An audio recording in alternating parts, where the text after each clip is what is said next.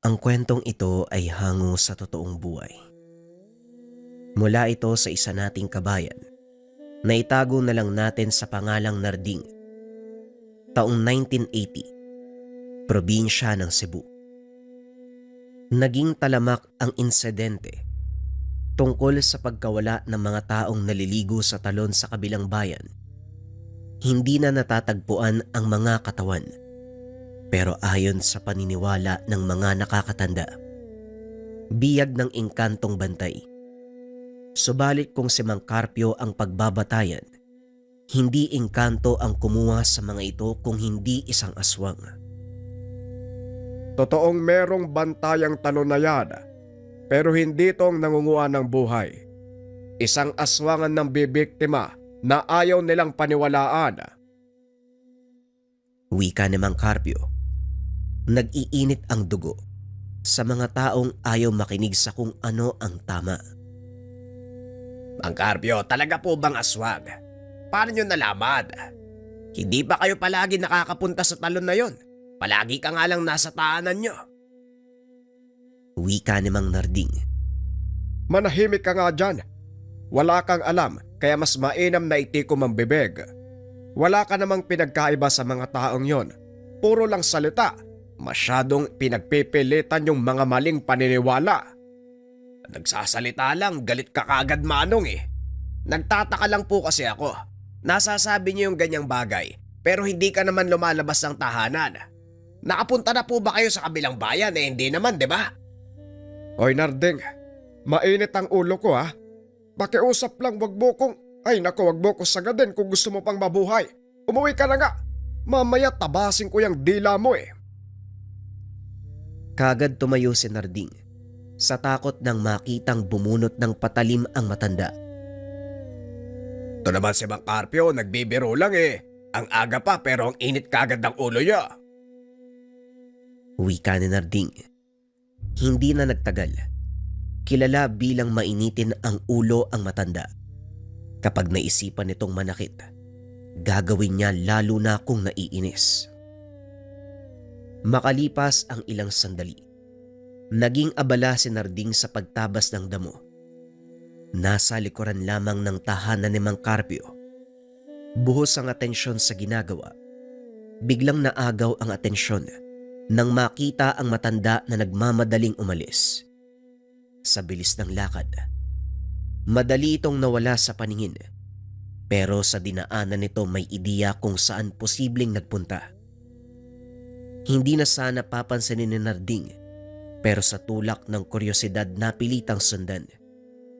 Ito pa lang din ang unang beses na nakita niya si Mang Carpio na lumabas ng tahanan. Pagdating sa dulo ng tinatahak na daan, bumungad ang malakas na agos ng tubig. Walang katao-tao sa talon, tanging ingay lamang ng tubig ang maririnig.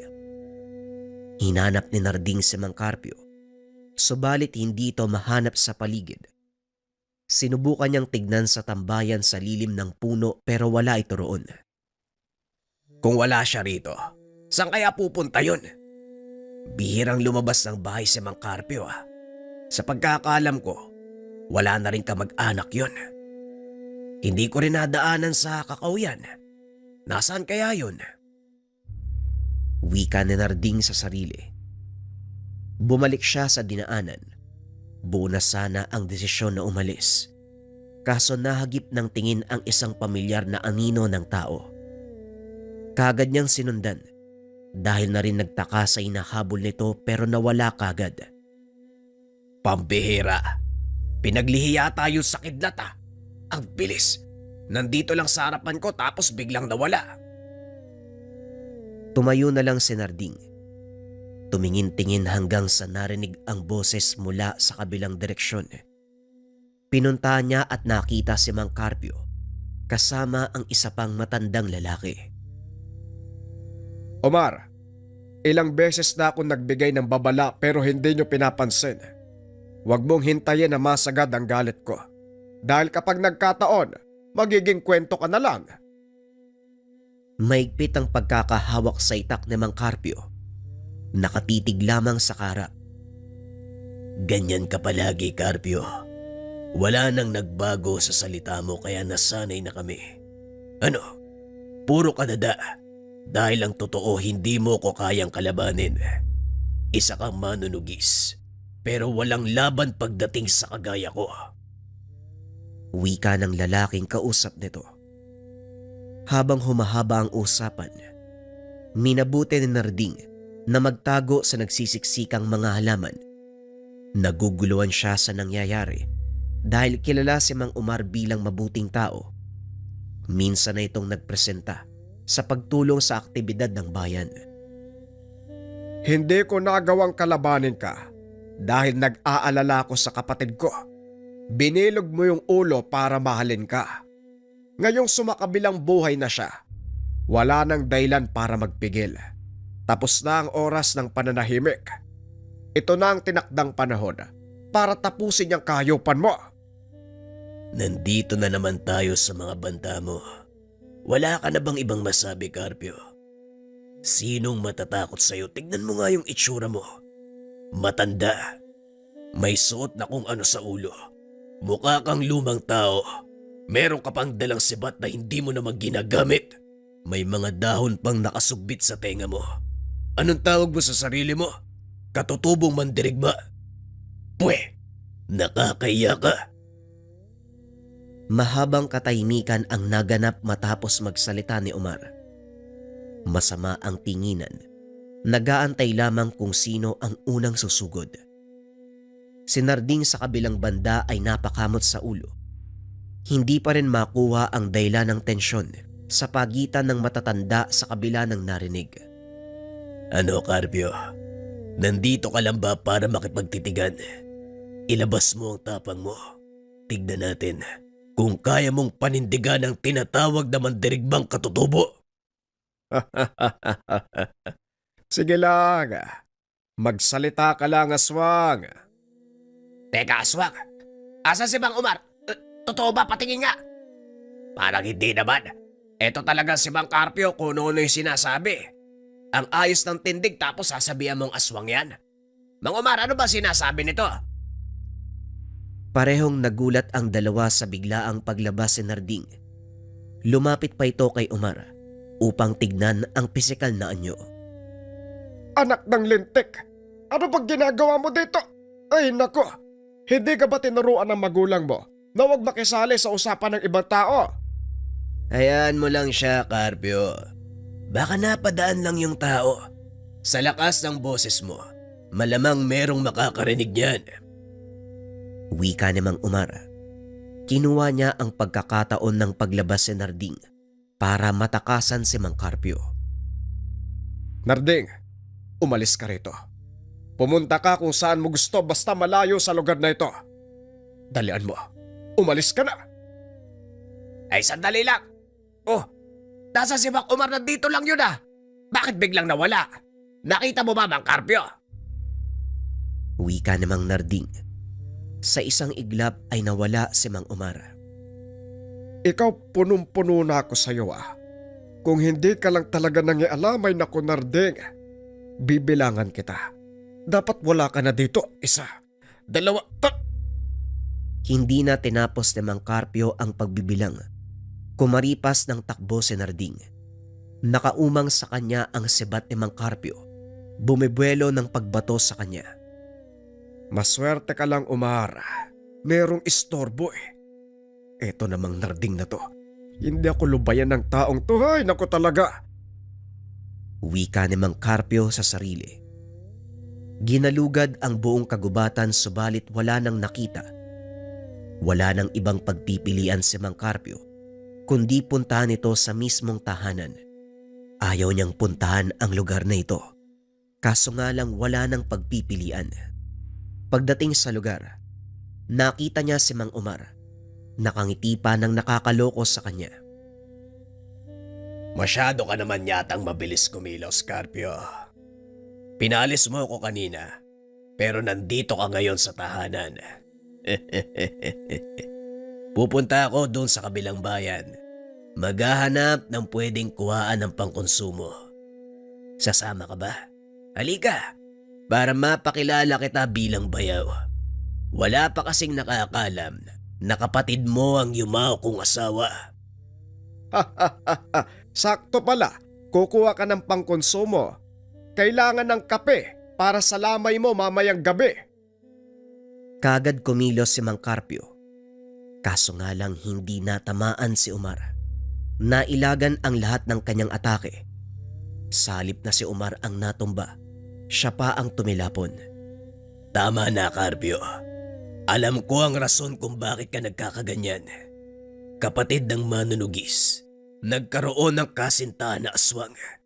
Hanggang ngayon hindi mo matanggap kahit wala ng kapatid mo. Tumigil ka na, Carpio. Masyadong mababaw ang iniisip mo kung yan lang ang dahilan. Matagal ko nang tinanggap ang nangyari sa nakaraan. Pero ang hindi ko kayang tanggapin, yung pagkawala ng mga tao doon sa talon. Walang ibang pwedeng gumawa nun kung hindi ikaw. Hayop na to. Ilang inosente nang nadamay at pinatay mo. Nagbago ang reaksyon ni Mang Omar nang marinig ito. Sinarado ang kamao. Biglang sumugod. Sinasalag lamang ni Mang Carpio ang atake. Paulit-ulit ginagamit ang kanyang sibat. Ano, natamaan ka? Hindi mo man sabihin sa salita. Malalaman ko pa rin. Naiiwan ang bakas mo doon sa pinangyarihan ng krimen. Amoy na amoy kita, kaya wag ka nang magdailan. Tignan natin kung ano ang magagawa ng tinatawag na mandirigmang katutubo sa isang purong gabunan. Napatras si Mang Carpio. Kitang-kita niya kung paanong nagbago ng anyo ang karap. Tumubo ang napakapal na pangil. Maging ang buong katawan ay napaligiran ng mga balahibo. Humaba ang nguso na parang sa aso. Aminado si Mang Carpio. Mahihirapan siyang talunin ang kalaban. Kakaiba ang taglay nitong lakas. Malayong malayo ko ikukumpara sa mga pangkaraniwang aswang. Ilang sandali pa tumilapon na lamang siya. Napasigaw si Mang Carpio nang tumama ang likuran sa puno. Nang balikan ang tingin si Omar, wala na ito sa lugar. Hindi na lang muna siya gumalaw para makabawi ng lakas. Hindi rin maintindihan ni Mang Carpio kung bakit siya hindi tinuluyan ng aswang. May oras ka rin sa akin, Omar. Talagang hindi mo ko tinuluyan ah. Tinutupad mo pa rin ang pangako mo sa kapatid ko. Pero hindi ako titigil hanggat hindi ka napapatay. Maraming inosente ang natatamay. Pagdating ng tahanan, sa halip na makapagpahinga ay binulabog siya ni Narding. Nakabang ito sa atangan ng tahanan.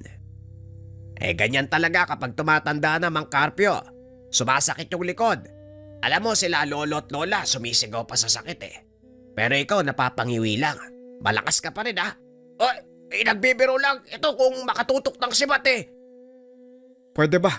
Umalis ka muna sa harapan ko. Ayoko makita yung mukha mo. Naalibadbaran ako eh. Sa susunod na umarang ka pa dyan, babatuin kita ng sibat. Naiintindihan mo ba?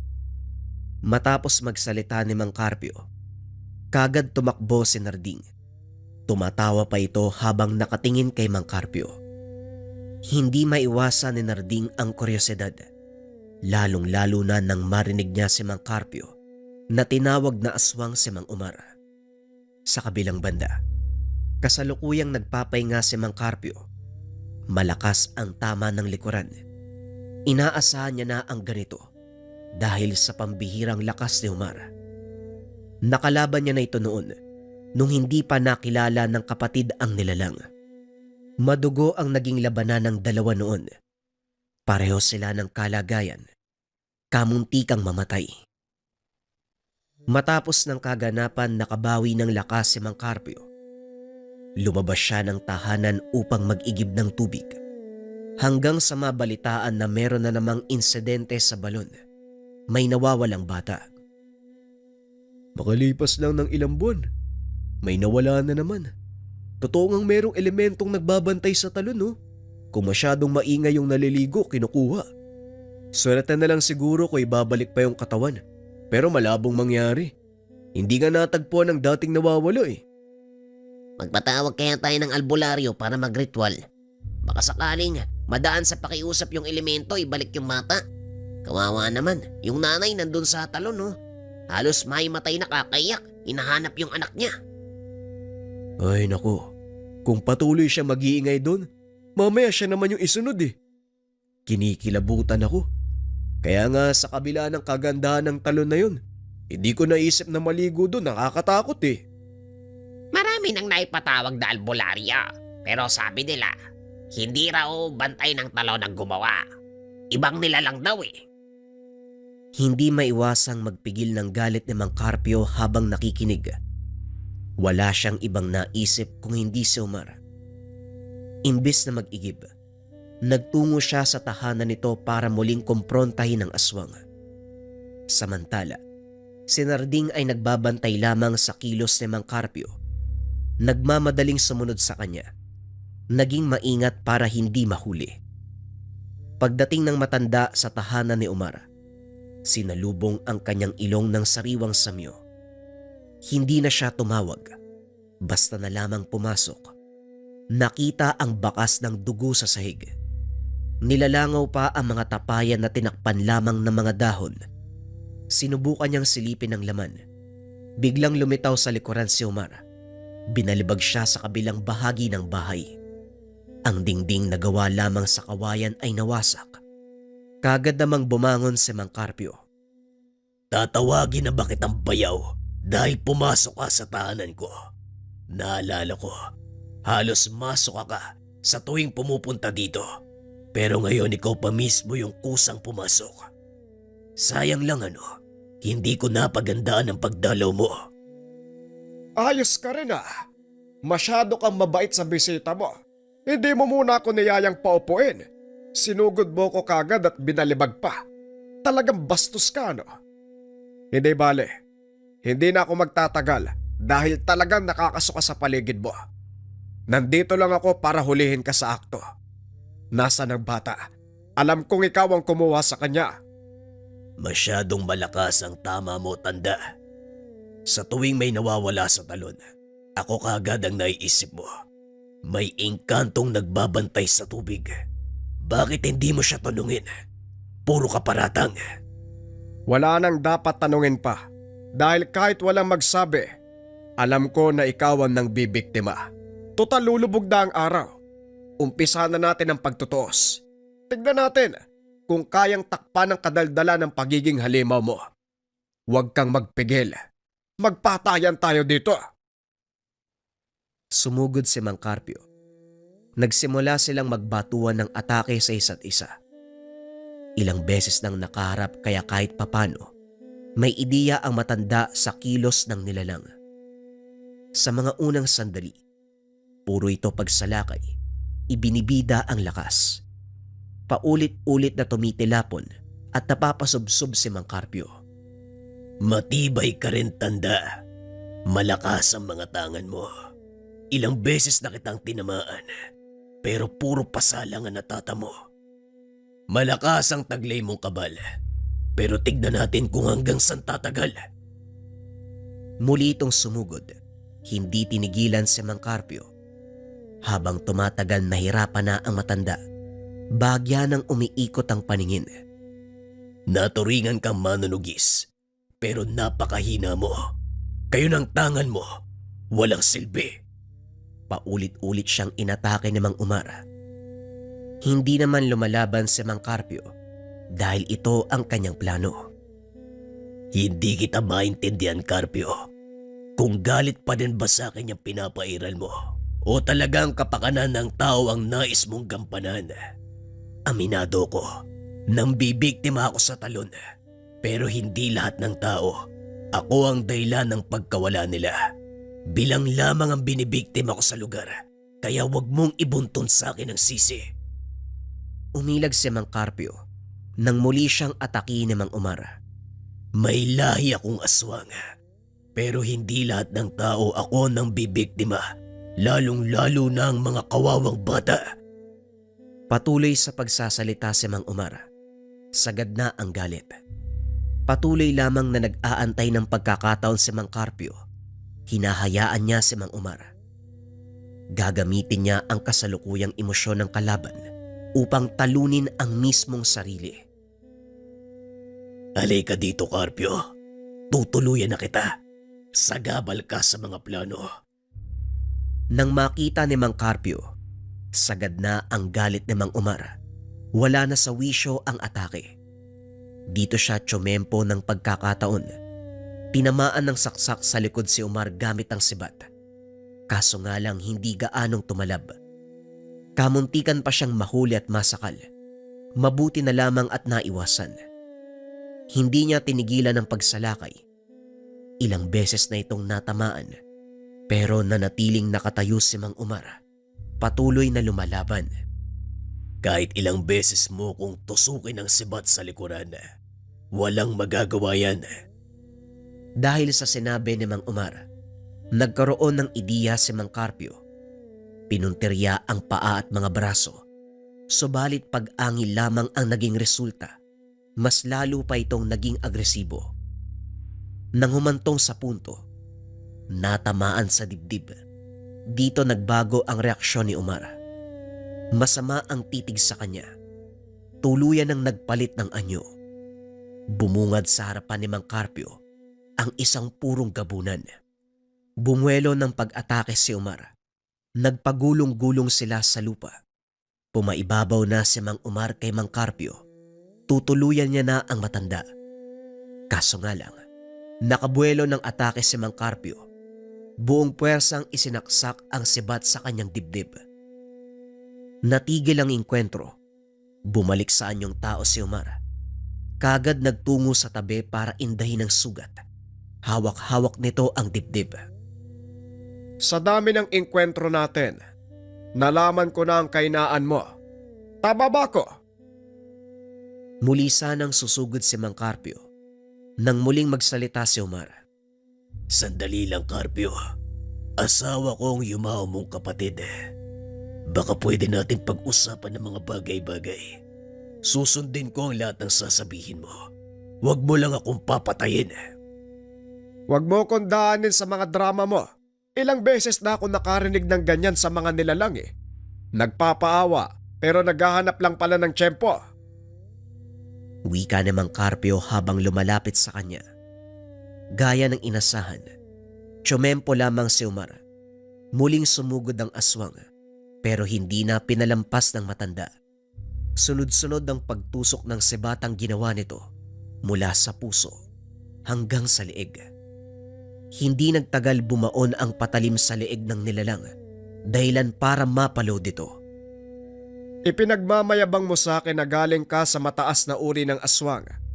Pero nung nangyari sa'yo ngayon, nakita ko na ang kahinaan mo, Umar. At wag mo kong dramahan na hindi ikaw ang nambibiktima sa talon. Alam ko ang karakas mo, Umar. Wala kang maloloko dito. Walang tigil sa pagbulwak ang dugo ni Umar. Gusto pa sanang magsalita.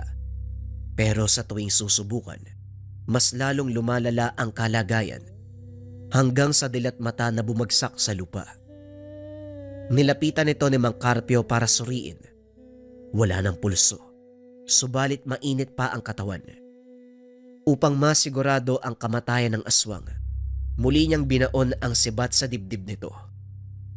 Hanggang sa napansin ni Mang Carpio ang paggalaw ng mga halaman.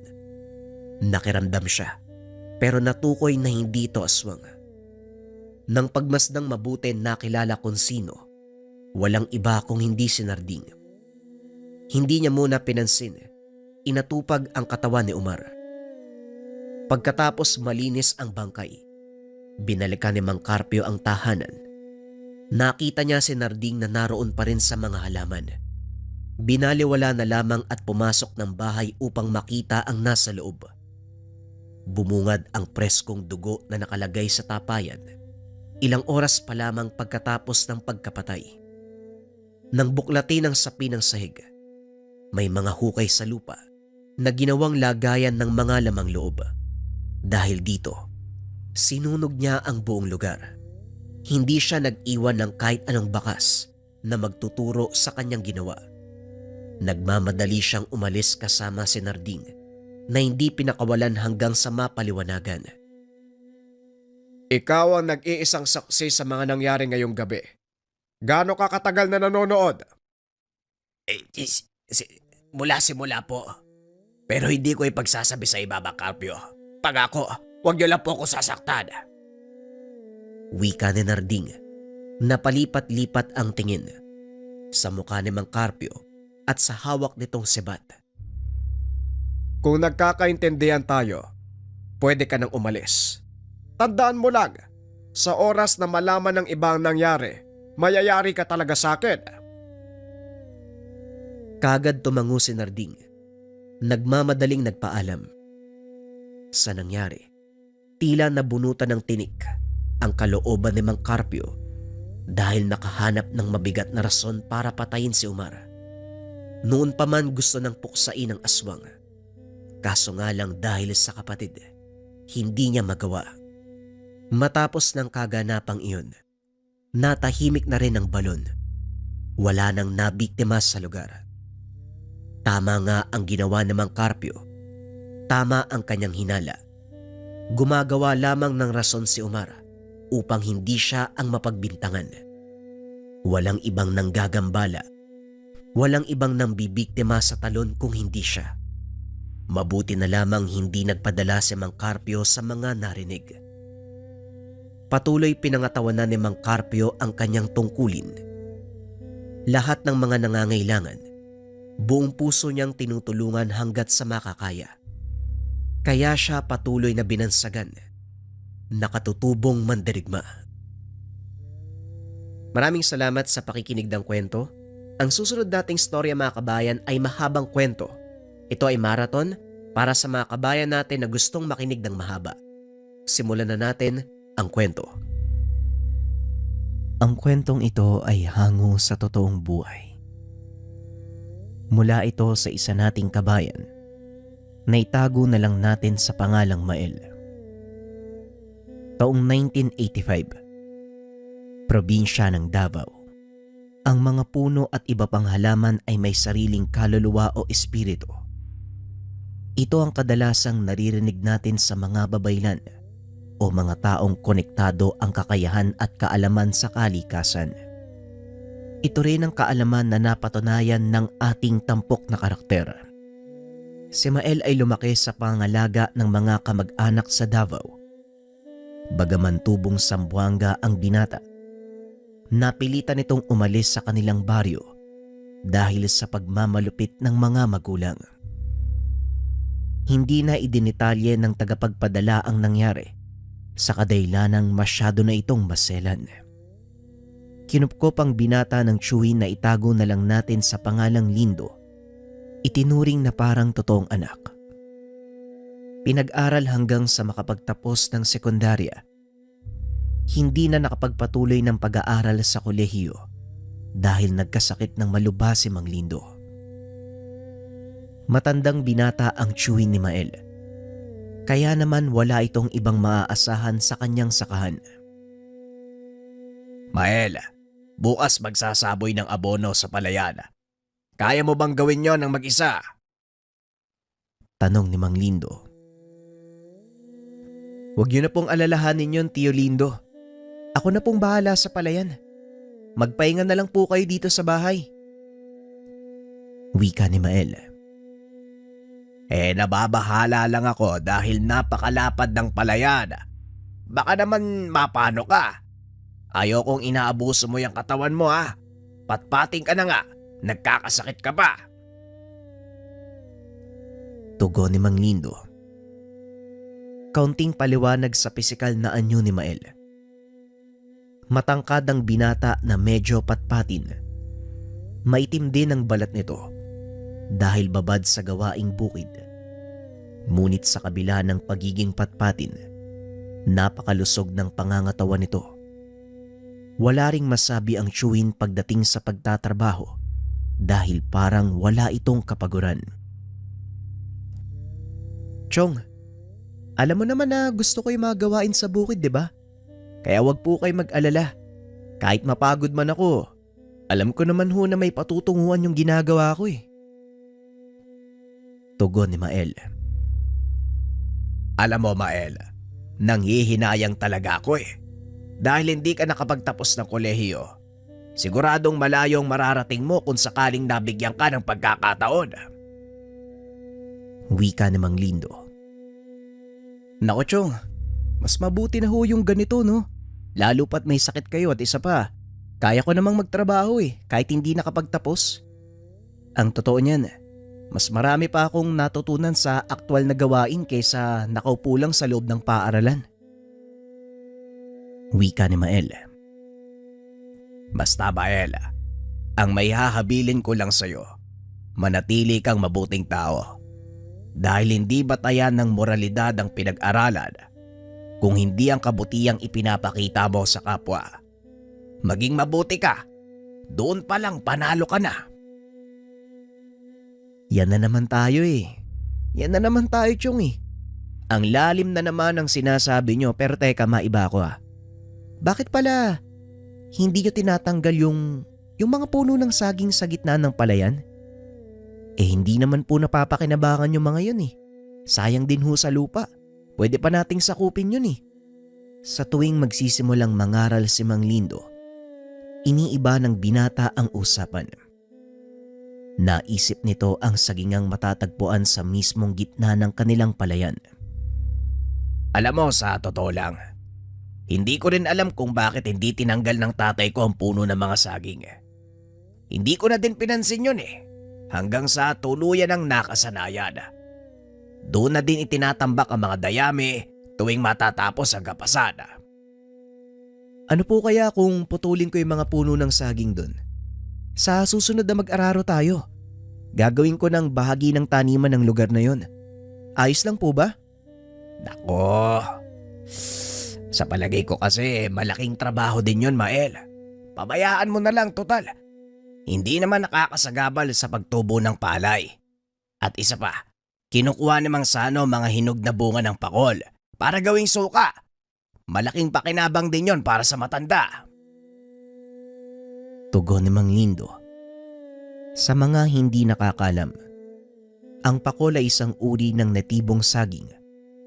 Nakakain ito ngunit napakaraming buto, kaya wala gaanong pumapansin ito. Tanging mga ibon at pagong lang ang nakikinabang. Kung minsan ay ginagawa din itong suka dahil sa taglay nitong asim kapag nahihinog. Matapos mapag-usapan ang tungkol sa sagingan, hinayaan na lang ito ni Mael. Kinabukasan, maagang dinala ng binata ang mga sako ng abono sa palayan at para hindi ito mahirapan, isinakay niya sa karosang hila-hila ng kalabaw. 5 sako ang kabuuang nagagamit na pataba sa palayan ni Mang Lindo. Kaya naman buong araw itong tinatrabaho ng binata. Nagbabaon na lang ito ng pananghalian at dahil malayo din ang kanilang tahanan sa palayan, mas minabuting doon siya kumain kaysa magsayang pa ng oras sa pag-uwi. Bandang tanghali natapos na ni Mael ang halos kalahati ng kanilang palayan. Nagpa siya itong kumain ng pananghalian. Nagtungo ang binata sa sagingan at doon ay nakita niya si Mang Sano. Magandang tanghali po Mang Sano. Nangunguha po ba kayo ng hinog na pakol? Tanong ni Mael. Hindi yon ang sadya ko dito. Magbibigay lang ako ng kaunting pasasalamat sa aking mga kaibigang naninirahan sa lugar na ito. Tugon ni Mang Sano. Medyo nawirduhan si Mael sa matanda dahil hindi niya pa ito lubos na kakilala. Lingid sa kaalaman ng binata, ito ay isang batikang manggagamot. Kaibigan? Sino pong mga kaibigan? Wala naman po akong nakikita, Manong. Tanong ni Mael. Talagang hindi mo sila makikita dahil medyo mahiyain ang mga kaibigan ko. Taging ako lang ang pinapakitaan nila. At sa tuwing may ibang taong nagpupunta sa lugar na ito, mabilis silang nagtatago. Tugon ni Mang Sano. Hindi pa rin lubos maunawaan ng binata ang sinasabi nito. Kaya naman hinayaan na lamang niya ang matandang gawin ang pakay sa lugar. Akmang susubo na sana ng pagkain si Mael nang bigla nitong marinig na tumawa ng malakas ang matanda. Nilingon ito ng binata. Nakitang kumukumpas ang kamay habang tila may kung sinong kinakausap. Nakayuko ang matanda habang nagsasalita, bagay na ikinagulat ni Mael. Dahan-dahan nitong ibinaba ang kanyang hawak na baunan. Marahang naglakad papunta sa likuran ni Mang Sano. Nagulat ang binata nang makita nito ang maliit na nilalang na punong-puno ng buhok ang katawan. Maging ang mukha nito ay nababalot din ng makapal na balahibo. Halos isang dangkal lang ang tangkad nito. Malaki ang mga mata. 4 ang mga kamay. Hindi nakapagsalita ang binata dahil bigla itong nanigas. Kalaunan ay nawala ng malay. Nagising na lang ito nang maramdaman ang malamig na patak ng tubig sa kanyang pisngi. Mabuti naman at nagising ka na. Ano? Kumusta ang pakiramdam mo, iho? Tanong ni Mang Sano. Napatingin si Mael. Muling nakita ang nilalang na nakapatong sa balikat ng matanda. Biglang bumalikwas ang binata at akmang sisigaw na sana. Ngunit walang boses na lumalabas sa kanyang bibig. Kumalma ka, Mael. Hindi ka sasaktan ng nilalang na ito. Makakapagsalita ka lang kung may papangako mong hindi ka sisigaw.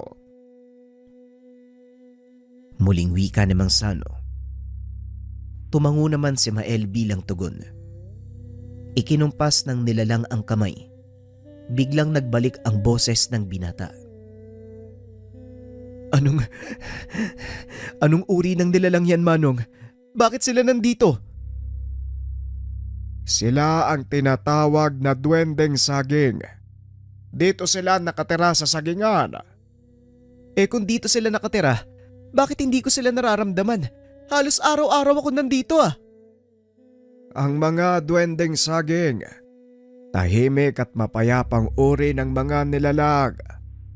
Hindi sila mahilig makisalamuha at kadalasang umiiwas sa mga tao. Hindi rin sila mapanakit kagaya ng ibang uri, ngunit makapangyarihan ng mga munting nilalang na ito. Kaya nilang magbigay ng karamdaman sa mga tao, lalo na't kapag nasaktan sila o sinira ang kanilang tahanan. Ito ang naging dahilan ng pagkakasakit ng Tio Lindo mo. Ayaw niya kasing maniwala sa akin noon Dati ko pa sinasabi sa kanya na mag-iingat dahil may mga nilalang na nakatira dito. Ayak kasi hindi nakikinig. Pero maiba ako, Mang Sano Paano niyo po ba sila naging kaibigan? At saka, nakakausap niyo po ba yan? Ang duwendeng ito, napinsala nang minsang makawala ang kalabaw mula sa kabilang sakahan. Nagkataong nangunguha sila ng hamog mula sa mga palay nang dumaan ng rumaragas ang kalabaw. Aksidente siyang nahagip Kaya naman tumalsik ang munting nilalang at tumama sa isang puno. Nabalian siya ng buto sa binte at nagawan ko naman ng paraan. At magmula ng araw na yon, naging magkaibigan na kami. Ano daw? Seryoso ka, Manong? Gumagamot ka ng duwende? Manong naman alam ko gumagawa lang kayo ng suka Pero ang pagiging manggagamot nyo, parang duda ako dun Ay nako, nakakatawa ka, Mael. Ang lapit lang ng tirahan natin, hindi mo ko kilala. Matagal na akong manggagamot. Yan nga lang, karamihan sa mga taong nakatira sa baryong ito, hindi naniniwala sa aking kakayahan. Siguro, mangilan-ngilan lang ang nakakalam ng sekreto ko. Kaya siguro, hindi mo rin nalaman Pagpapaliwanag ni Mang Sano, ayon pa dito, ang duwendeng saging ang tumutulong sa kanya sa panggagamot. Ganun po ba? Mabuti na lang, hindi ko naisipang itumba yung kasagingan dito. Bala ko pa naman sanang gawing bahagi ito ng palayan. Buti hindi natuloy, kung hindi, yari ako sa kaibigan mo. Mael, yan ang wag na wag mong gagawin. May mga naninirahan sa lugar na ito. Maniwala ka man o hindi, sila ang dahilan kung bakit hindi bumabagsak ang ani ng tiyuhin mo. Kaso nga lang, hindi niya alam yon syempre. Ayaw kasing maniwala eh. Tugon ni Mang Sano. Matagal pang nag-usap ang dalawa. Dito nasaksihan ni Mael ang sinasabing kapangyarihan ng mga duwendeng saging. Bagaman hindi niya ito nakakausap, manghang-mangha ang binata nang magpakita ito ng kakaibang kakayahan. Ang sabi ng aking kaibigan, tumingin ka daw sa bahaging yon ng palayan. Pagmasdan mong mabuti ang kanyang gagawin. Ilang sandali ang lumipas. Umihip ng malakas ang duwende. Sumunod naman sa hangin ang mga dahon ng palay. Maya-maya pa, naglabasan ang malulusog na uhay mula dito. Anong nangyayari? Paano nagkabunga ang bagong tanim na palay?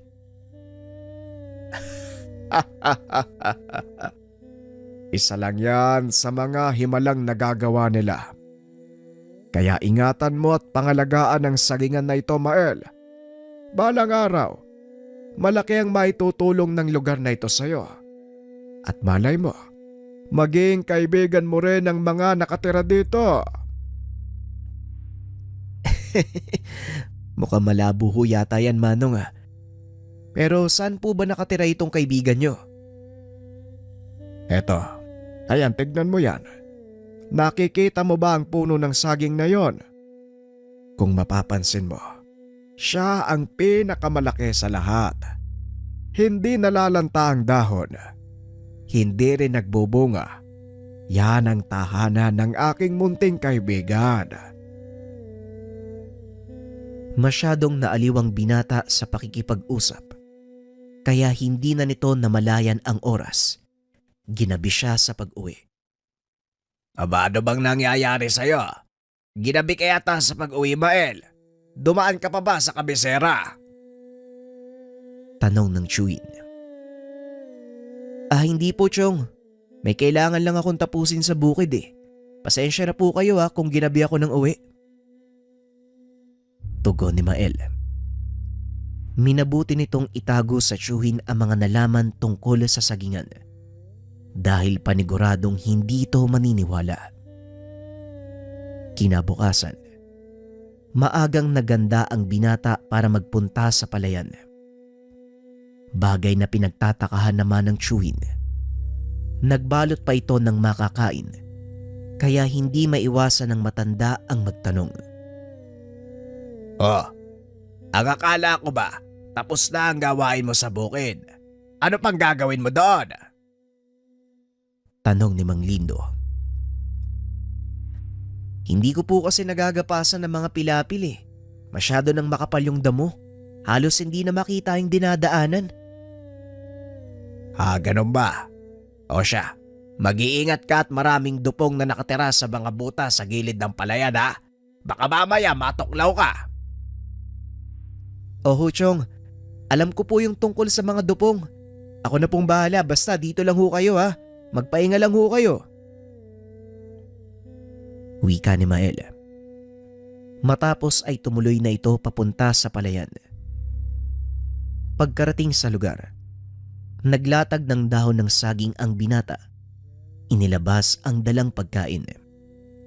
Inanyayaan nito ang mga munting nilalang na naninirahan sa lugar. Nung una hindi pa lumalabas ang mga ito. Ngunit nang iwanan niya ang pagkain, isa-isang nagsipaglapitan ang mga duwende. Hinayaan ng binatang kainin ng mga ito ang dalang pagkain at habang nagtatrabaho siya sa palayan, panay naman ang titig sa kanya ng mga munting nilalang. Ilang sandali pa, nakaramdam ng pagod ang binata. Nagpunta ito sa sagingan upang magpahinga. Nakaiga si Mael sa damuhan ng mga oras na yun at hindi na malayang nakatulog na ito. Nagising ang binata. Laking gulat niya dahil palubog na ang araw. Kinuha ni Mael ang baonang pinaglagyan ng pagkain. Nagtaka ito dahil bagyang bumigat ang lalagyan. Marahang binuksan ng binata ang baonan. Laking gulat niya dahil punong-puno ito ng makikinang na bato. Saan nanggaling ang mga to? Mga kaibigan? Mga kaibigan, kayo ba'y naglagay nito? Hindi nyo naman kailangang gawin to eh. Naku naman oh, pero salamat sa inyo ha. Malaking tulong to para sa gamot ni Tio Lindo. Wika ni Mael. Lumapit sa kanya ang isa sa mga nilalang. Inabot ang maliit na sisidlan na gawa sa putik. Palihim mong ilagay sa kanyang inuming tubig ang laman ng sisidlan na yan. Gagaling ang kanyang karamdaman. Wika ng nilalang. Maraming salamat kaibigan ha. Maaari ko bang malaman ang pangalan mo? Hindi ko maaaring sabihin sa iyo ang aking pangalan dahil kailangan mong hulaan sa pamamagitan ng pagsagot ng aking bugtong. Tugon ng nilalang. Aba, ayos ah. Mukhang masaya yan ah. O sige, anong bugtong mo? Tanong ni Mael. Ang pangalan ko ay tawag sa malaking nilalang na gawa sa bato ang katawan. Sino ako? Tanong ng duwende. Napaisip si Mael. Ngunit wala itong malaman na kasagutan. Kung hindi mo kayang sagutin ang bugtong ko, hindi mo malalaman ang aking pangalan. Ngunit sa oras na masagot mo, ibibigay ko sa iyo ang aking katapatan. Ang nagbigay ng pangalan ko ay isa ring mortal. Wika ng duwende. Matapos ay mabilis itong pumasok sa kanyang tahanang puno ng saging. Nagpa siya si Mael na umuwi dahil hindi nito maisip kung ano ang sagot sa buktong na ibinigay ng duwende.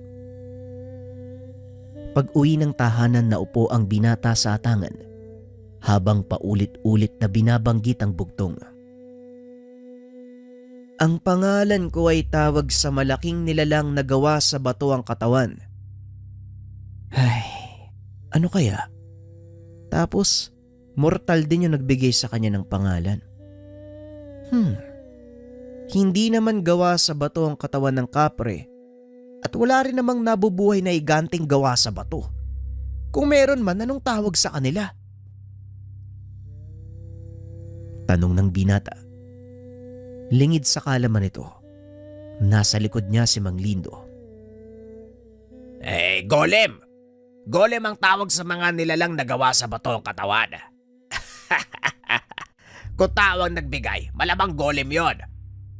Pero, sino ba ang nagbigay sa'yo ng bugtong na yan? Si Matandang Sano? Wika ni Mang Lindo. Minabuti ni Mael na ilihim ang katotohanan. Si Mang Sano ho. Napagkatuwaan namin kasi yung kanina eh. Tama, yun nga po ang nangyari.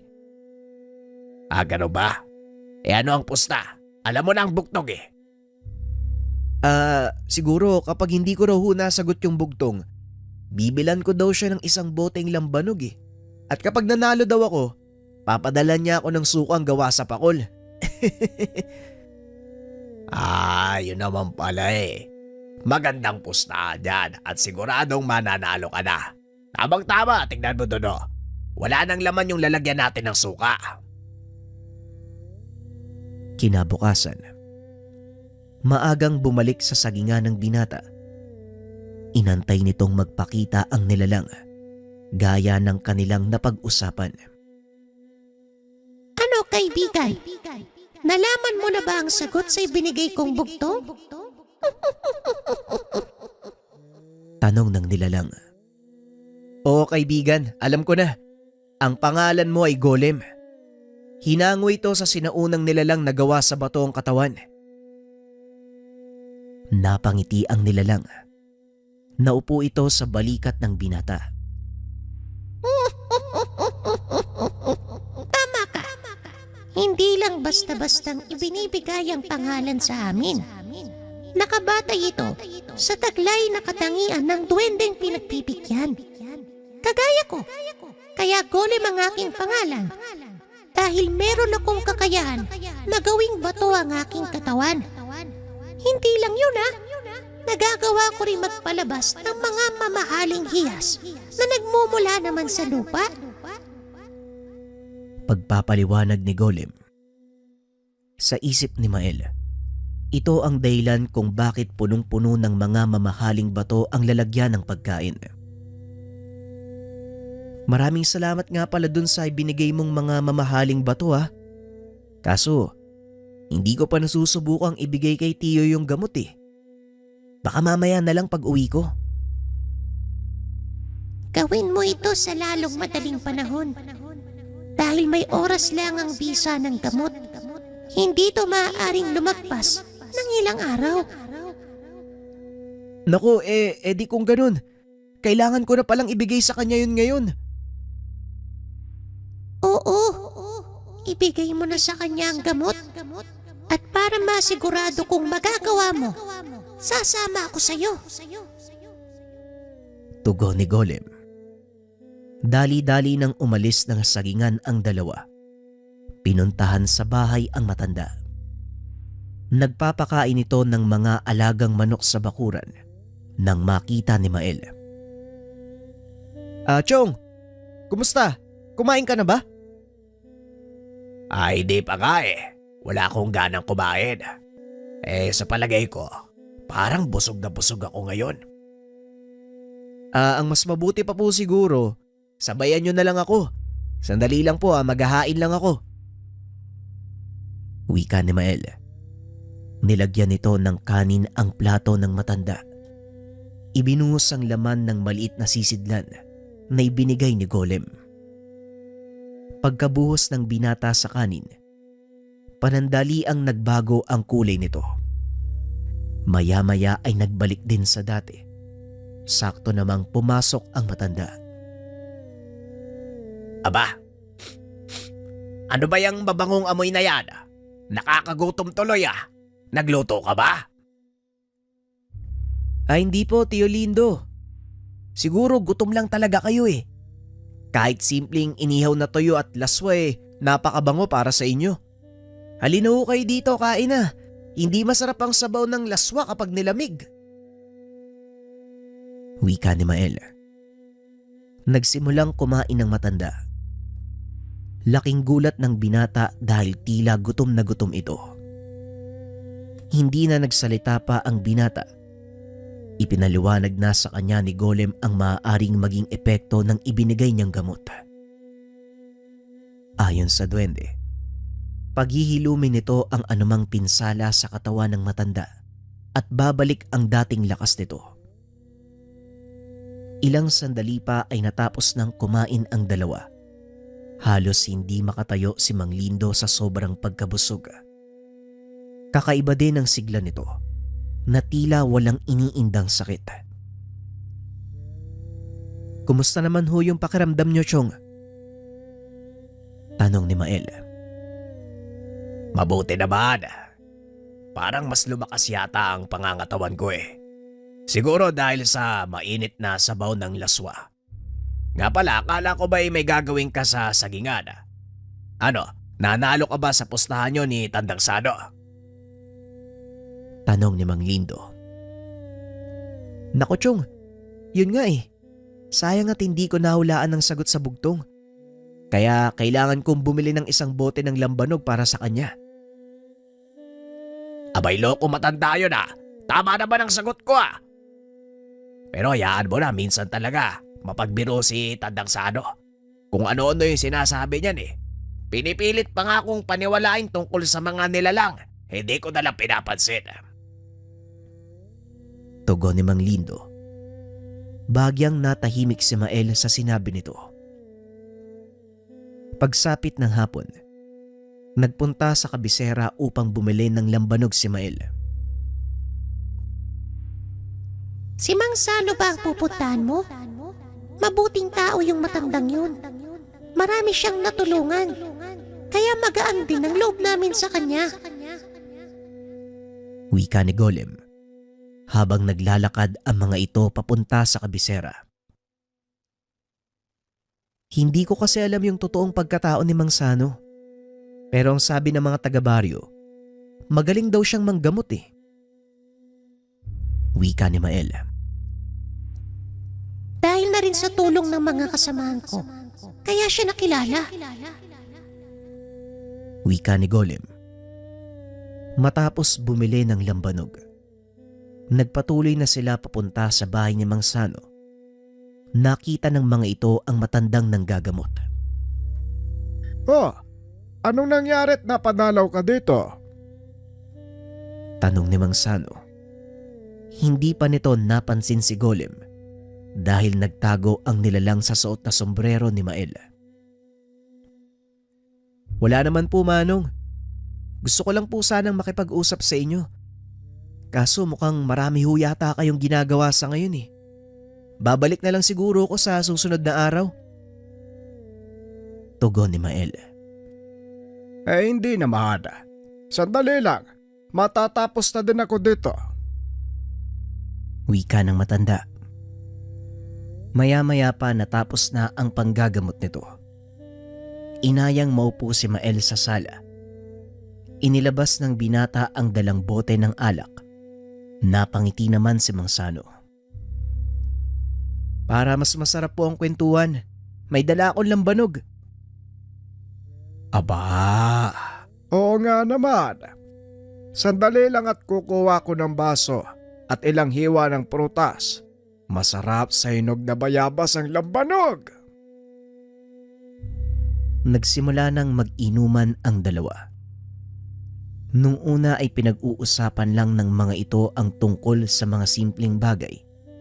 At habang tumatagal, unti-unting nagkakalakas ng loob ang binata.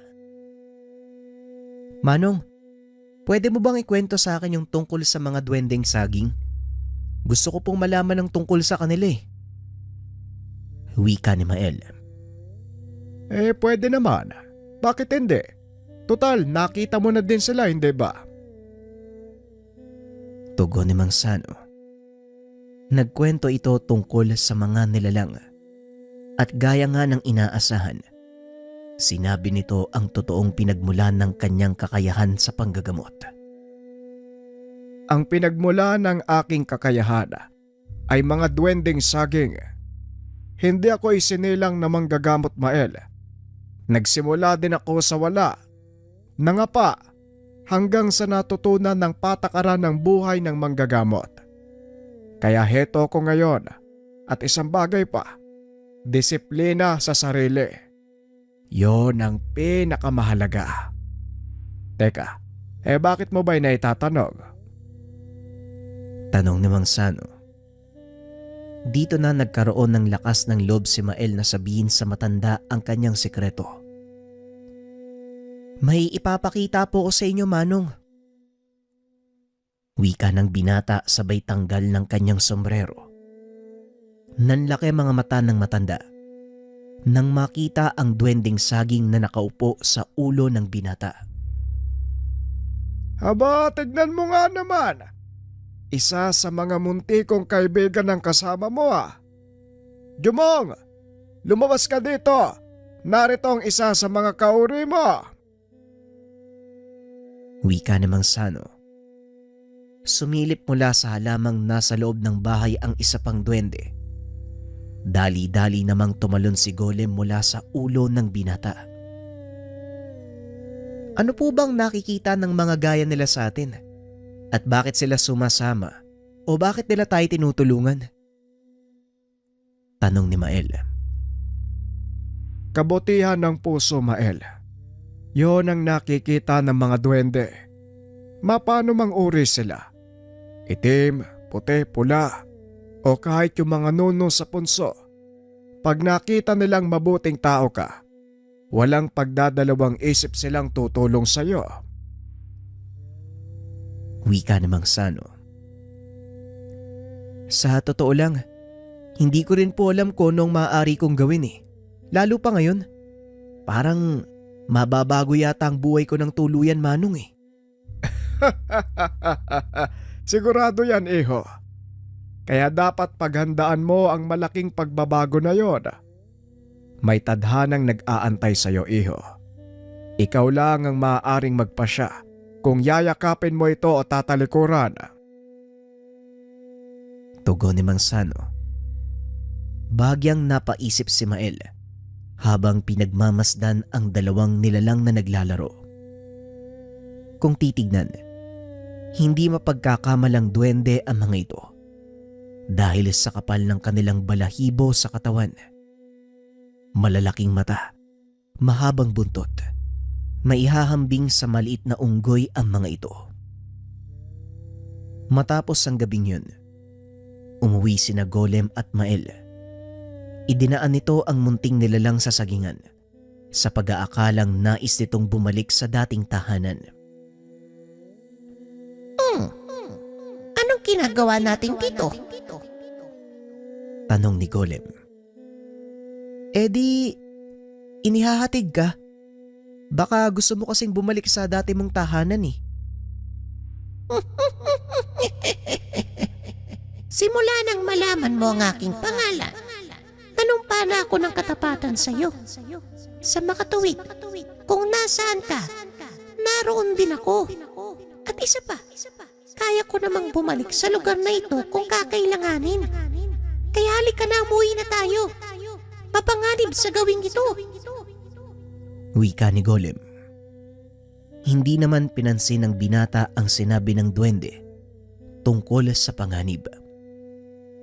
Nagpatuloy ito sa paglalakad hanggang sa makarating sa bahagi ng daan kung saan maraming kawayan.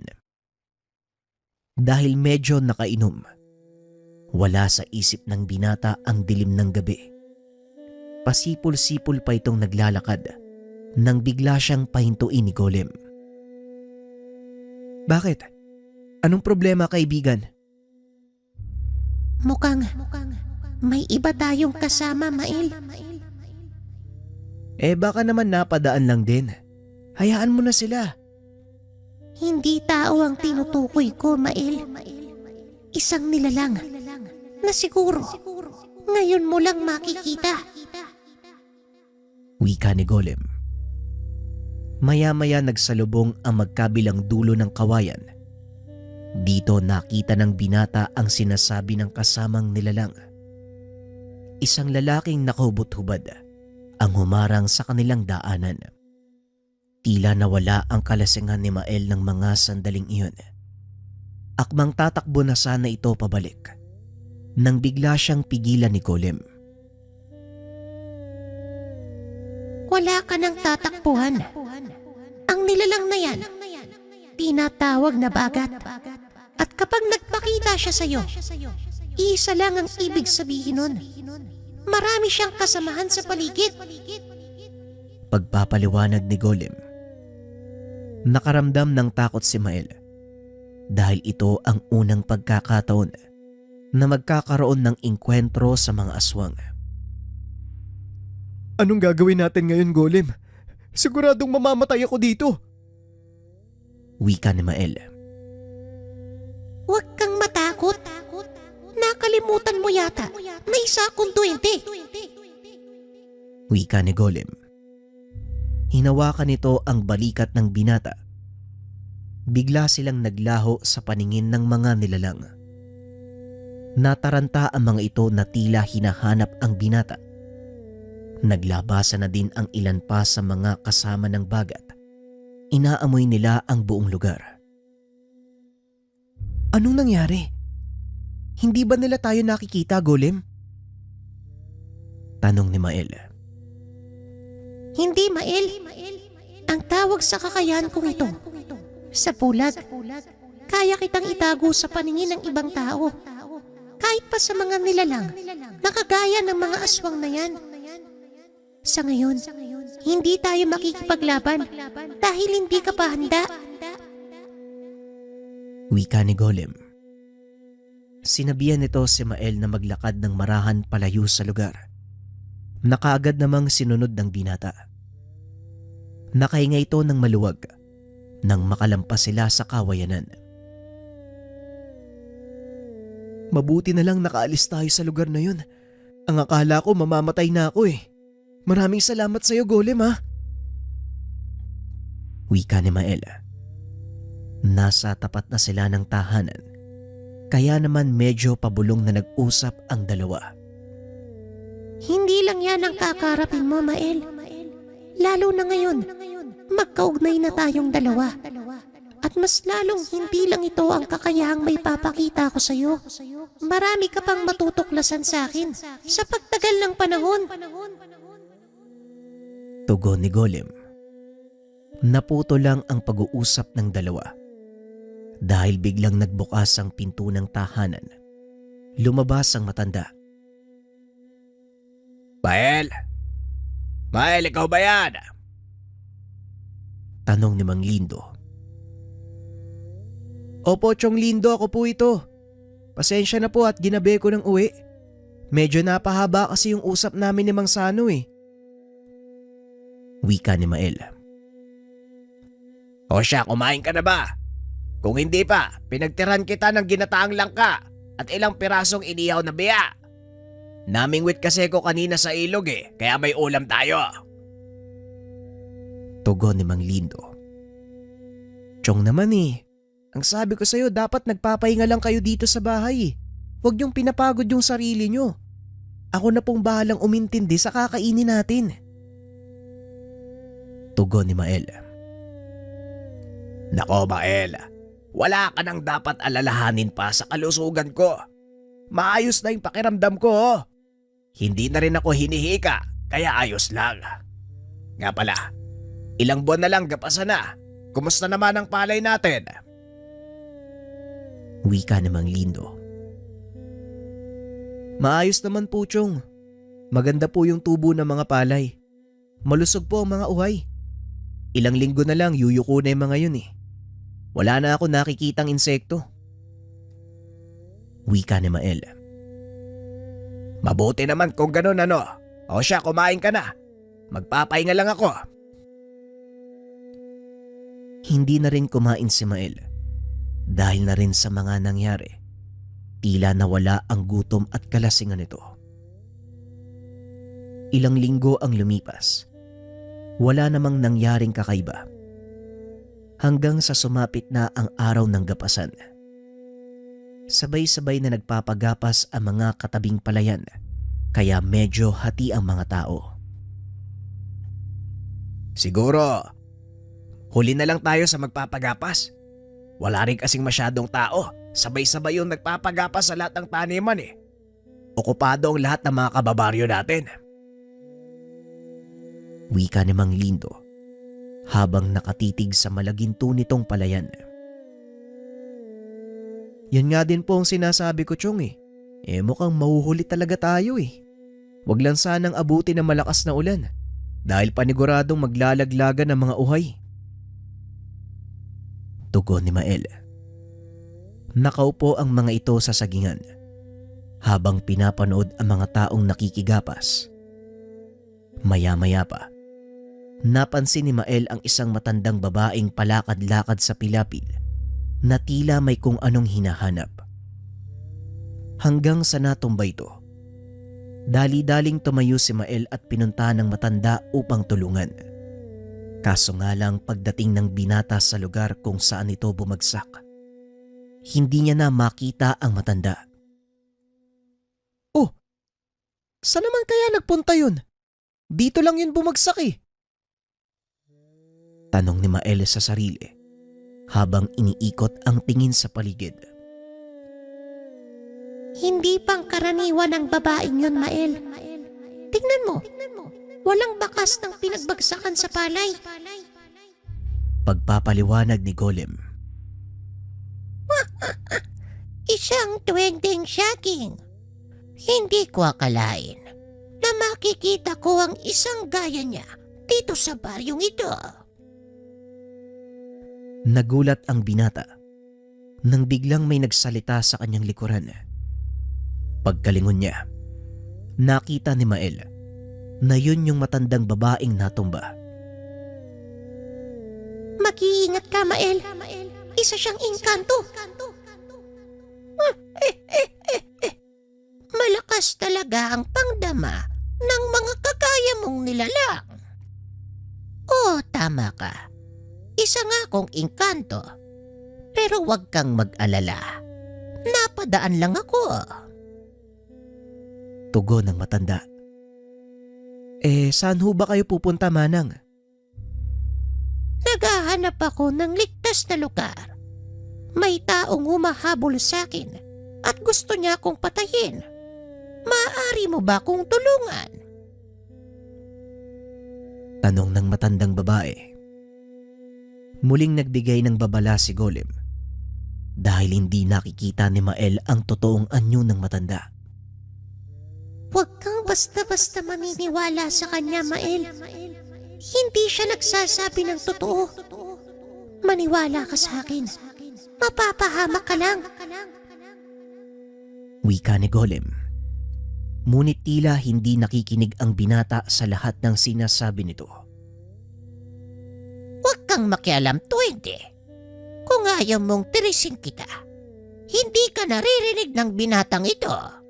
Nasa ilalim na siya ng aking kapangyarihan. Tugon ng matandang babae. Kaso nga lang bigla itong napasigaw at tumakbo ng napakabilis. Talagang dito ka pa maghahasik ng kasamaan mong engkanto ka. Golem, anong nangyari kay Mael? Bakit nakatulala yan? Wika namang Sano. Nakipag-usap ang duwende sa kasama ng matanda. Sinabi nito ang buong pangyayari. Inakay ito ng matanda pabalik sa sagingan. Nagulat si Mang Lindo nang sabihin ni Mang Sano ang nangyari sa binata. Kamunti ka nang makuha ng engkanto ang pamangkin mo. Hindi ko alam kung bakit nangyari yon. Gayong nasa balikat naman niya ang... Hindi na ituloy ng matanda ang sasabihin dahil alam niya hindi pa nalalaman ni Mang Lindo ang tungkol kay Golem. Anong ibig mong sabihin, Sano? Ano bang nangyayari kay Mael? Wala ka nang dapat alalahanin. Maya-maya lang, babalik na rin yan sa ulirat. Sa ngayon, hayaan mo lang muna siyang makapagpahinga. Tugon ni Mang Sano. Nagpahid ito ng lana sa noo ng binata. Nag-ihip ng mga dasal pangbawi. Maya-maya ay nagkamalay na si Mael. Tila walang alam sa mga nangyayari. Mang Sano, ano pong ginagawa niyo dito? At saka, ano po bang nangyari? Bakit ang sakit ng ulo ko? Tanong ni Mael. Bigla kang nahimatay habang naglalakad sa gitna ng palayan. Palusot ng matanda. Teka, ang huli kong naaalala, may nakita ako matandang naglalakad sa pilapil. Natumba, kaya pinuntahan ko para tulungan eh. Pagkatapos nun, hindi ko na alam yung nangyari kasi bigla na lang nagdilim yung paligid eh. Wika ni Mael. Kagaya nga ng sinabi ko, nawalan ka ng malay, kaya magpahinga ka na muna. Alenda, maaari mo ba akong ikuha ng tubig sa bukal? Pakiusap ni Mang Sano. Dali-dali namang tumayo ang matanda upang kumuha ng tubig. Ginamit ni Mang Sano ang pagkakataong iyon para sabihin kay Mael ang totoong nangyari. Hindi ko rin po akalaing engkanto pala yung matandang yun eh. Mabuti na lang dumating kayo. Wika ni Mael. Anong ginagawa ni Golem? Bakit hindi mo siya naririnig? Yun na nga po Manong eh. Hindi ko po narinig yung boses ni Golem. Kaya nahuli po ako ng engkanto eh. Napasa ilalim ako ng kapangyarihan niya. Mael, may isang paraan para hindi ka maging lapitin ng mga engkanto. Mamayang gabi, bumalik ka sa sagingan. May pagkakaloob ako sa'yo. Wika ni Golem. Pinayuhan din nito ang binatang umuwi na muna para makapagpahinga. Kinagabihan, bumalik ang binata sa lugar at gaya ng inaasahan, nag-aantay doon si Golem. Nakaupo ito sa dahon ng maliit na puno ng saging. Mabuti at nakarating ka. Handa ka na ba? Tanong ni Golem. Hindi ko alam kung anong gagawin Golem eh. Paano ko magiging handa? Ipagkakaloob ko sa'yo ang mutyang pinaka-iniingatan naming mga duwending saging. Ito ang tanging pinagkukunan namin ng lakas at siyang bumubuhay sa lugar na ito.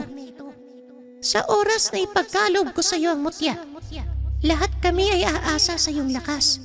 Maging ang lupaing ito, Mael. Pagpapaliwanag ni Golem. Bakit naman kailangan mong ibigay sa akin ang mutya? Kung ito lang ang pinagkukunan nyo ng lakas, hindi ba makasarili yun? Tanong ni Mael. Mas magiging makasarili ako kung hahayaan kong makuha ito ng ibang engkanto. Hindi mo ba napapansin? Unti-unti na silang naglilitawan. Ang matandang nakita mo kaninang tanghali, isa lang siya sa mga engkanto na nagnanais makuha ang mutya. Mas magiging ligtas ito kung mapapa sa kamay ng isang taong kagaya mo. Tugon ni Golem. Hindi ko alam kung kaya kong pangalagaan ng mutya, Golem. Natatakot akong biguin kayo ng mga kauri mo. Tugon ni Mael. Wala kang dapat ipag-alala dahil hindi ka papabayaan ng mutya. Pagkakaloban ka nito ng sapat na lakas at kakayahan para ipagtanggol ang iyong sarili laban sa mga engkanto at iba pang elemento na naghahangad na kunin sa iyo ang mutya. Huminga ng malalim ang binata at muling nagsalita. Kung ito lang ang paraan para mapangalagaan ng mutyang sinasabi mo, sino ko para ipagkait yun sa kanya? O sige Golem, pumapayag na ako. Tugon ni Mael. Umakyat si Golem sa pinakamalaking puno ng saging. Tinapik ng 3 beses ang tangkay nito. Dahan-dahang nagbukas sa mga dahon. Lumabas sa pinakaloob ng puno ang napakalaking puso. Dahan-dahan itong yumuko. Unti-unting nagbukas ang pulang talulot. Tumayo ka sa ilalim ng puso, Mael. Tanggapin ang bertud ng puso ng pakol. Wika ni Golem. Matapos ay bumuka ang pinakahuling talulot. Lumabas mula dito ang kulay pulang butil ng liwanag. Unti-unti itong bumaba papunta kay Mael hanggang sa tumapat ito sa kanyang dibdib. Ibinuka ng binata ang kanyang bibig para magsalita. Ngunit hindi niya ito nagawang ituloy dahil biglang pumasok ang mutya sa kanyang bunganga. Halos maubo ang binata dahil sa gulat. Maya-maya ay napalod ito dahil nanibago ang kanyang katawan sa enerhiyang dumadaloy mula sa kaloob-looban. Pawis na pawis si Mael ng mga sandaling iyon na parang tumakbo ng napakalayo. Ngunit ilang sandali lang, gumaan ang pakiramdam ng binata. Anong nangyari? Bakit biglang gumaan yung pakiramdam ko? Tanong ni Mael. Yan ay sa kadahilanan. Tinanggap ng katawan mo ang mutya. Ngayon mag-iingat ka dahil anumang oras, darating na ang mga nilalang na susubok na kunin yan sa'yo. Tugon ni Golem. Maya-maya ay biglang naglabasan ang mga engkanto sa lupa. Napatras si Mael. Bahagyang natakot ngunit bumaba si Golem mula sa puno ng saging. Pumatong sa balikat ng binata. Huwag kang matakot. Gamitin mo ang kakayang ipinagkalob sa'yo ng mutya. Dumampot ng kaperasong kawayan ang binata upang gawing sandata. Isa-isang nagsipagsugod ang mga nilalang. Nagawa itong pigilan ni Mael. Bawat tamaan ng kanyang pamalo, kusang bumabalik sa lupa. Hanggang sa iisa na lang ang natitira. Isang tikbalang na may hawak na mahabang espada. Manood ka kung anong kayang gawin ng isang kagaya mo, Mael. Amin na ang kamay mo. Wika ni Golem. Nag-ihip ang munting nilalang sa palad ng binata. Lumitaw mula dito ang espadang gawa sa kristal. Ayos ah. Hindi ko alam na kaya mo palang gumawa ng espadang yari sa diamante. Tanong ni Mael. Elemento ng lupa ang aking kapangyarihan. Kaya nagagawa ko ang anumang uri ng sandata mula sa pinakamatitibay na bakal at bato. Muling wika ni Golem. Hinarap ni Mael ang tikbalang. Walang pagdadalawang isip itong sinugod. Nakipagbuno ang binata sa isang napakalakas na elemento hanggang sa magawa nitong mapatalsik ang sandata ng kalaban. Lumuhod ang tikbalang sa harapan ni Mael bilang tanda ng pagsuko. Gamit ang maliit na punyal, pinutol din ng tikbalang ang kanyang gintong buhok at inabot sa binata. Tanggapin mo ang gintong buhok na ito bilang tanda ng aking panunumpa ng katapatan. Wika ng nilalang. Hindi, tikbalang. Wala kang dapat pagkalooban ng katapatan mo. Hindi ka alipin at kailanman hindi ka magiging alipin. Maraming salamat. Ngunit bakit mo ito ginagawa? Nagapi mo ako sa laban. Bakit hindi mo tanggapin ang aking panunumpa? Manumpa ka lang na maging tapat. Sapat na yun. Hindi ko kailangan ng anumang pangahawakan. Dahil gaya ng sinabi ko, malaya kang gawin anuman ang naisin mo. Nagsipagluhod ang lahat ng mga elementong nasa paligid. Simula ng araw na yun, tuluyang nagbago ang pananaw ni Mael sa mundo. Niyakap nito ang kaakibat na responsibilidad ng pagtatangan ng mutya ng pakol. Naging manggagamot ang binata at sa ilalim ng pagtuturo ni Mang Sano, nagawa nitong makapagpagaling ng mga tao maging ng mga engkanto. Sinabi na din ng binata ang totoo sa kanyang tiyuhin. Tinanggap naman ito ng matanda. Kung ito ang iyong kapalaran, buong puso ko itong tatanggapin. Masaya ako't nagkaroon ako ng pagkakataong maging bahagi ng buhay mo, Mael. Wika ni Mang Lindo. Ako po ang dapat magpasalamat sa iyo, Chong Lindo. Dahil kung hindi niyo ako tinanggap, wala ako sa kasalukuyan kong kinalalagyan. Tugon ni Mael. Sa paglipas ng mga taon, namuhay ng simple ang binata. Patuloy pa rin ginagampanan ang kanyang tungkulin sa palayan, maging ang panggagamot. Lumaganap sa buong lugar ang tungkol sa angking kakayahan ng binata. Umabot din sa punto, marami ang nagtangkang sumira sa kanya. Ngunit hindi ito pinabayaan ng mga gabay. Ipinagpatuloy ni Mael ang panggagamot sa kabila ng matinding pagsubok na kinakarap. Kaakibat ito ng kanyang kapangyarihan at malugod itong tinanggap ng binata. Hindi na nagkaroon ng pamilya si Mael, ngunit may isa siyang mag-aaral. Nang mga sandaling ito ay matanda na si Mael. Kinilala na ito sa kanilang bayan. Ginugol nito ang panahon sa pagtuturo sa bagong sibol hanggang sa maging handa na ito. Tuluyang pinamana ni Mael ang kanyang kaalaman at kakayahan sa binata. Maliban sa mutya, nangako itong hindi iwawalay ang mutya ng pakol sa kanyang katawan. At kung kailangan dalhin sa hukay ay gagawin niya. Masigurado lang ang kaligtasan ng makapangyarihang hiyas. Naunawaan ito ng kanyang mag-aaral. At kagaya ni Mael, bukas din ang kaisipan nito. Maunawain. Kaya naman madali lang kinagaanan ng loob ng mga duwendeng saging ang binata. Hindi man kasing husay ni Mael ang kanyang kakayahan. Nagagawa naman itong makatulong sa sariling paraan.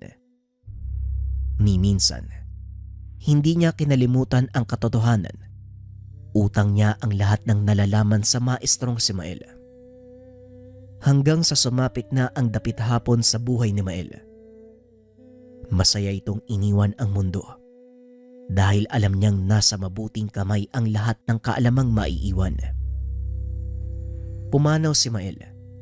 Ang tanging naiwan ay ang alaala nitong naisulat bilang tala-arawan. Itinago ito ng kanyang mag-aaral. Ito ang dahilan kung bakit nakarating sa atin ang kwento ni Mael.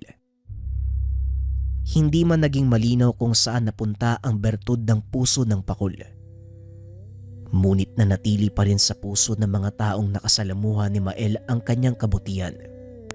Patuloy na ginugunita ng mga nakakilala sa kanya ang taon ng kamatayan ni Mael. Taon-taon ay pumupunta sila sa sagingan kung saan nagsimula ang lahat. Doon ay nag-aalay ng panalangin, kaunting piging para sa mga kaibigang elemento ng binata. Sa paglipas ng panahon, unti-unting nagbago ang kapaligiran. Hindi na rin maiwasang maging ang dating luntiang bukid na puno na ng kabayan. Ngunit dahil sa malakas na paniniwala ng mga tao sa iwaga ng mga duwende, nanatili pa rin hanggang sa ngayon ang saging sa gitna ng dating palayan. Walang sino man ang nangangahas na sakupin ito. Ang ilan sa mga opisyal ng baryo ay nilagyan pa ito ng bakod at mga babalang nagbabawal sa pagpasok at pagputol sa mga puno ng saging. Nangangahulugan na sa kabila ng pag-usad patungo sa modernong mundo, hindi pa rin nakakaligtaan ng mga mamamayan ang buhay ni Mael na minsang tumulong sa kanya at ang mga nilalang na naninirahan sa puno ng saging.